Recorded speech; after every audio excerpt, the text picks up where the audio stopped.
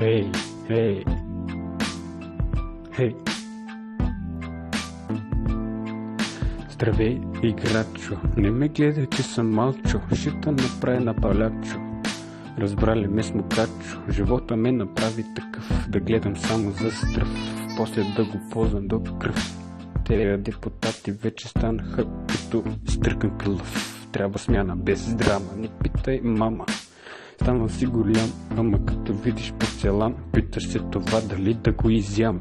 Не приличаш даже на Ян Бибиян, защото той се срещна с Лют, а ти даже не знаеш дали пепера може да е лют. Не гледай телефона си, по-неграмотен си даже от баба си. Я вземи малко мисли, че са бълъци, няма конкурси. Чули ма? Уси. Не гледай телефона си, по-неграмотен си даже от баба си. Я вземи малко мисли, че за бълъци няма конкурси. Чули ма? Уси. Каквото и да кажа, просто е неприлично за мен, типично, просто е механично. Търпам две и вдигам война срещу всички, дето казаха, тос не можа. Какво стана, май умаля? Това не е като да ядеш лайна. Ще направя на кайма. Не защото съм без душа, а защото не търпям мозъци като круша.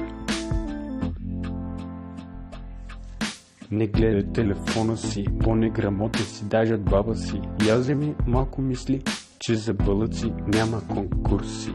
Чули ма? Уси. Не гледай телефона си, по-неграмотен си даже от баба си. Я вземи малко мисли, че за бълъци няма конкурси. Чули ма? Уси.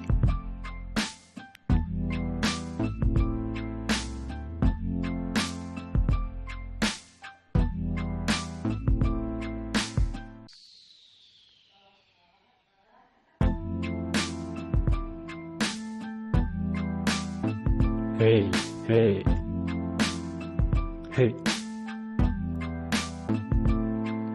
Здравей,